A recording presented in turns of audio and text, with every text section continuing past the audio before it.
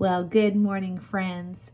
Yesterday, I don't know about you, but I was on overload, and I don't know that I've ever gone to bed at 8:30 at night. I think I crashed immediately, although I did do 6 squirts of sleep spray, and I slept until 6 a.m. My brain was tired. Then I stayed in bed until about 7:15. Never. My husband even crawled back in bed and said, "Are you okay?"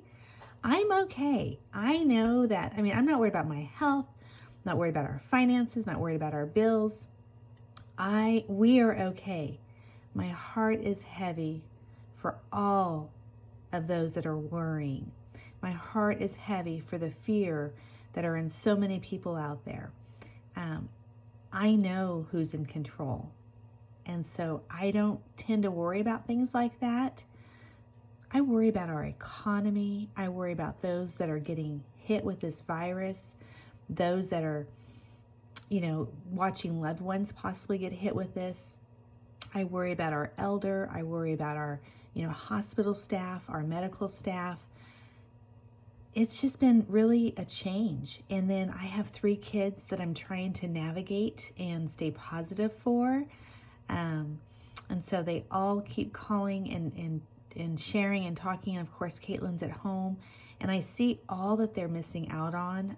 Yearbook pages are going to be really weird and like a ghost town. There's so many events that so many kids are missing. This is never what any of us could have thought that somebody's senior year in high school or college would look like. No prom.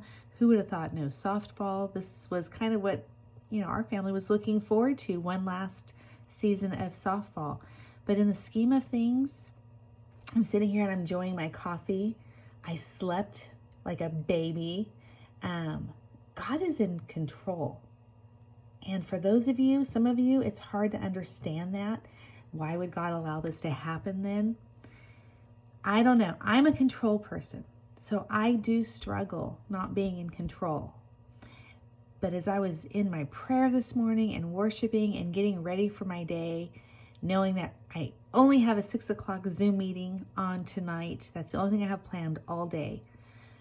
How refreshing, though, is that? If we think about it, how many times have I said, "Oh, I just wish the clock would stop. I wish the world would stop." It kind of is, guys. So is this God's way of giving us all a break, a rest? That doesn't make it easy for those that are losing jobs and are not going to be able to pay bills. But I do believe that our government is going to come through and provide protections. I believe landlords are going to be understanding. I believe there's going to be relief. I don't know what it's going to look like. I know our economy is going to take a hit. But at the end of the day, as I'm drinking my coffee and I'm looking at these precious faces, I am reminded of what our calling is. So I don't know what the future holds, and I'm not in control, but you know what? My best friend is in control, and that's our Heavenly Father. So take this time, turn on worship music, turn off the TV a little bit. I know that we need to have a little bit of education, and we do need to know what's going on in the world. So maybe do some fasting on the news, okay? I like to eat. I do enjoy my food. I'm not going to confess that I'm going to be fasting food, but I'm going to fast some of the social media. I'm going to fast the news, but I'm going to take it in increments because we do need to stay aware. And, a month ago, I thought this was all blown out of proportion. And 2 weeks ago, I'm like, what? School's ending? Just so much is happening. And it is important to stay informed. But go for a walk. I saw my neighbor yesterday. I had not seen him in months.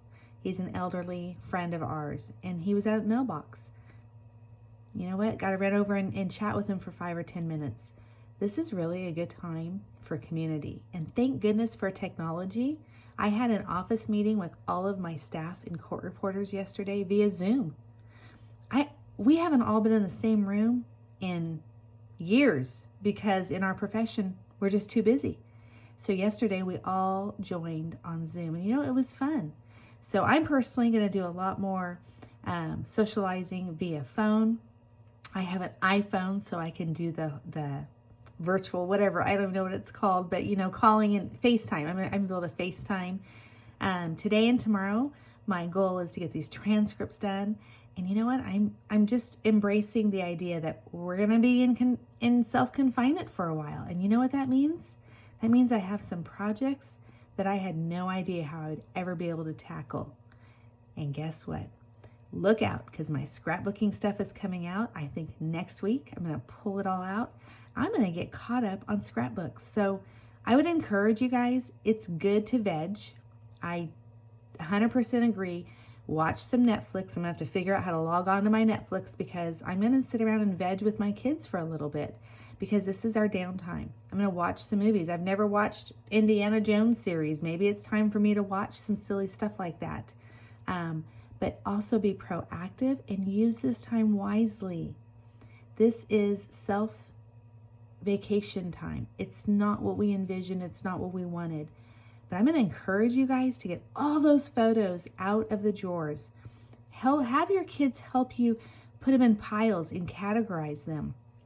Get them in albums, guys. I don't care if it's a fancy album, like I do Creative Memories, but just put them in a regular album where you stick them in the slots. Date the back of them. Put a name. Make sure you do it with some photo pencil safe because the pen will go through and bleed through on those pictures. So do take some safety precautions, but make it a family event. Your kids have probably not seen a lot of photos of your generation, of your grandparents. Get it all out. Let's start having some fun. It's our job to leave history for our kids. And with digital technology, a lot of our photos are on the laptops. So our goal is to take off and go to Pismo Coast Village in our fifth wheel. We got a spot open there. I am so thankful that we have that. We're going to be able to escape. I don't know if there'll be anything open. I don't know if we'll be having cinnamon rolls or our fufu coffee or crepes that we'd love to have there. But we're going to have God's nature. We're going to have the ocean. We're going to have each other. I'm taking my laptop with my photos on it, and I'm going to get all of it organized because I've even got caught up. I've been so busy the last 5-6 years. All of my digital photos, they are on my laptop.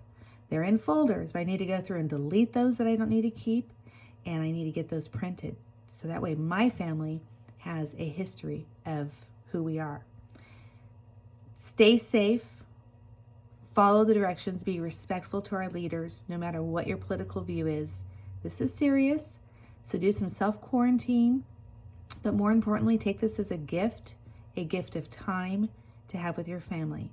That does not take away the stress of how do the bills get paid. I understand that. But what can you do about it? And only worry about what you can do. All right, I love you guys. Stay together, try not to be stressed, and see you later. I'm here if you guys need anybody to talk to, but I am turning off social media for the whole day because I need to get caught up on my transcripts so I can get my projects underway.